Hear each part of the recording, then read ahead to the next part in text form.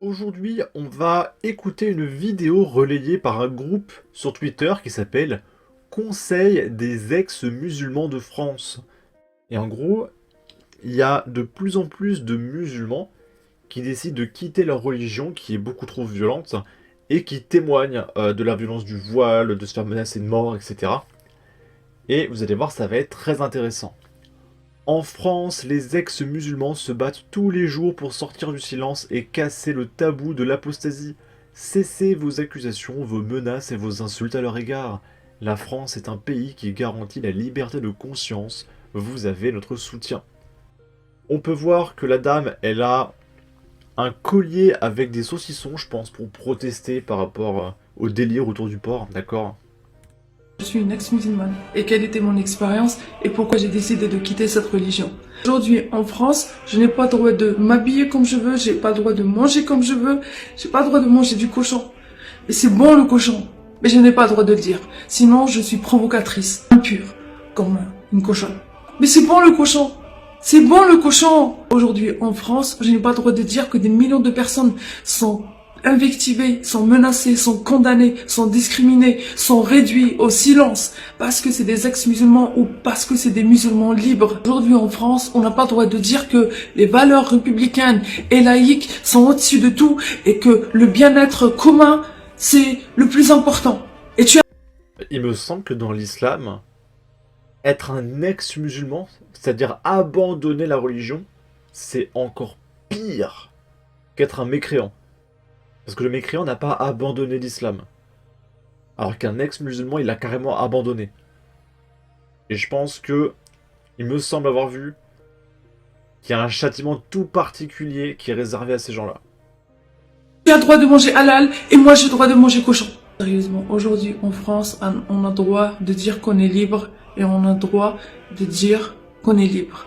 Je suis une ex-musulmane. Ouh, plus en 2024, ma chère amie. Plus en 2024. Ok. Ensuite, on va parler du gauchisme.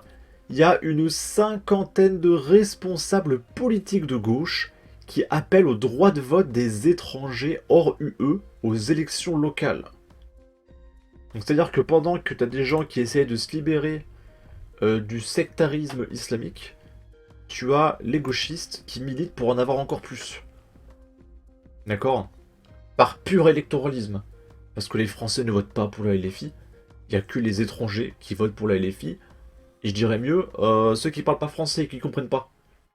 Et du coup, quand t'as un gauchiste qui vient les aider, eh ben il va voter pour eux en échange, parce qu'ils ont été gentils avec lui. Et la LFI sait très bien que les étrangers vont finir par devenir majoritaires dans le pays, et du coup, leur objectif, c'est que ils soient élus par les étrangers, en France. Sauf que ça marchera pas, parce que il y a déjà, on le voit aux élections européennes, un parti islamique qui se présente, et quand il y aura un parti islamique en France, bah les étrangers vont voter pour le parti islamique. Donc quand les islamistes vont voter pour le parti islamique et les Français pour Jordan Bardella, il restera plus personne pour la LFI. À part peut-être les LGBT, à la rigueur. Donc ça n'aboutira à rien. Hein. Mais même si ça n'aboutit pas, ils participent à l'invasion massive du pays. Et c'est absolument insupportable. Par pur électoralisme en plus, ils s'en battent les couilles du pays. Hein. Juste pour des voix et des votes. Hein.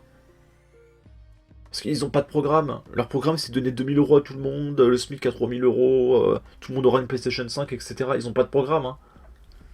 Donc ils sont obligés d'acheter des voix. Ok. Une cinquantaine de responsables politiques français ont signé la déclaration pour le droit de vote des résidents étrangers aux élections locales, lancée fin avril par le réseau européen VRAR. Les maires de Lyon Grégory Doucet, des écolos, et de Villeurbanne Cédric von Stevendal, du PS, font partie des signataires aux côtés d'Anne Hidalgo, Éric Piolle, Benoît Payan ou encore Johanna Roland. Donc il y a Anne Hidalgo qui participe à ça aussi. Ok. En tant que ville, nous estimons que la migration ne reflète pas un état d'urgence, lol, mais que c'est un phénomène naturel et récurrent dans l'histoire de l'humanité. Non. Ce n'est jamais arrivé dans l'histoire du monde que tu aies 50 millions de migrants qui arrivent dans un pays. Ça n'a jamais existé. Hein. Jamais. Mais vraiment jamais. Hein. Les villes en particulier sont des destinations pour l'immigration et en tant que première et immédiate entité démocratique, elles sont mises au défi de garantir la participation citoyenne des personnes qu'elles accueillent, expose-t-il. Ah, il y a peut-être un exemple, c'est Napoléon Bonaparte. Quand il a commencé à conquérir l'Europe,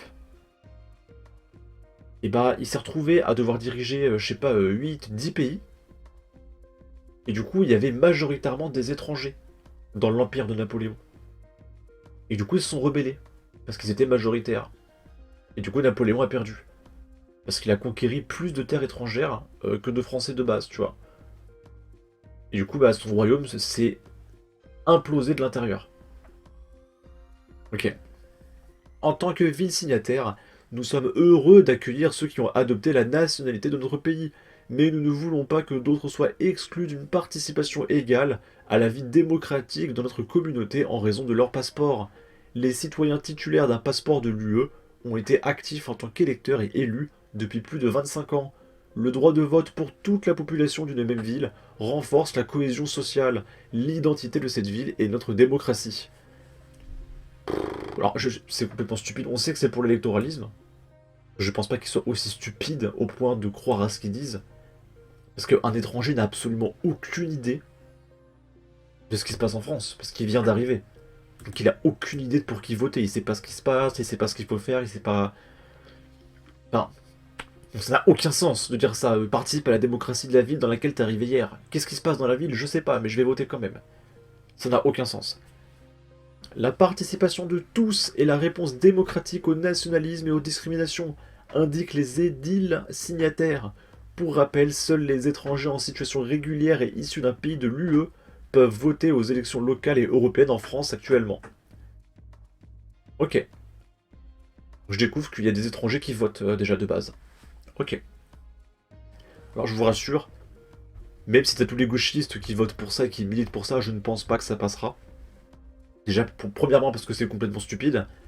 Alors après, je découvre avec vous qu'il y a déjà des étrangers qui peuvent voter. Donc déjà, c'est complètement stupide de base. Mais là, ce que veulent la LFI, c'est encore plus stupide. Et en plus, Emmanuel Macron, je pense, ne validerait pas le fait d'apporter, je sais pas, 2 millions d'électeurs de plus à un concurrent. Ça n'aurait aucun sens. Pourquoi Emmanuel Macron validerait une loi qui va booster ses concurrents? Donc non, ça ne passera pas. Ils peuvent s'agiter comme ils veulent, ça passera pas. Ok. Et du coup, là, on a l'affiche de la LFI concernant leur demande. Ok. Nous, les villes signataires, considérons nos communes comme des espaces de mise en œuvre des droits de l'homme et sommes convaincus qu'une démocratie vivante repose fondamentalement sur une participation active de tous, les habitants et habitantes de nos cités. En tant que ville, nous estimons que la migration ne reflète pas un état d'urgence, mais que c'est un phénomène naturel et récurrent dans l'histoire de l'humanité. Les villes, en particulier, sont des destinations pour l'immigration, et en tant que première et immédiate entité démocratique, elles sont mises au défi de garantir la participation citoyenne des personnes qu'elles accueillent. Former une communauté démocratique vivante est un objectif qui doit appartenir tant aux immigrés qu'à leur société d'accueil. En tant que ville d'accueil, nous avons la responsabilité d'offrir ou de créer des conditions qui permettent de considérer les immigrés comme égaux parmi les égaux. Bah non. Par définition, s'ils sont immigrés, ils sont pas comme nous. Ils sont pas égaux. Si je vais à Singapour, j'aurai pas les mêmes droits qu'un mec qui vit à Singapour. C'est normal. Par cette déclaration, nous plaidons pour l'adoption de législation nationale qui attribue à tous les résidents de nos villes les mêmes droits de participation à la vie de la cité. Dans les 14 des 27 pays de l'UE, c'est déjà une pratique courante. Quelle catastrophe. Ça peut arriver alors. Hein.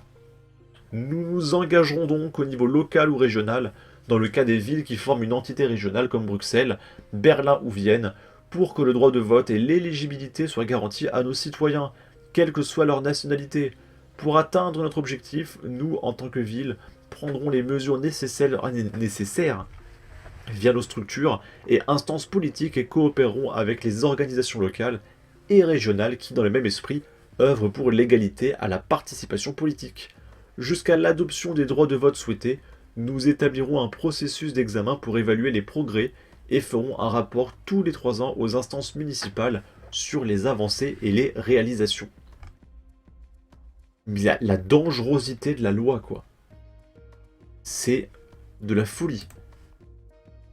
Je parie que ce sont des responsables de gauche. Ce ne sont pas des citoyens. Déjà que nous bradons notre nationalité comme aucun pays le fait, c'est invraisemblable. Les islamo-collabos cherchent de nouveaux électeurs. Ultime étape du tapinage de l'électorat blédard. Et puis quoi encore? On appelle ça du clientélisme. Pitoyable, les gens de gauche, leurs idées ne passent pas, donc ils demandent de l'aide à l'extérieur. Bref, en tout cas, n'hésitez pas à donner votre avis, votre opinion, à partager, liker, commenter, ça aidera au référencement de la vidéo sur YouTube. Abonnez-vous, suivez-moi sur Twitter, et à la prochaine pour de futures vidéos. Ciao!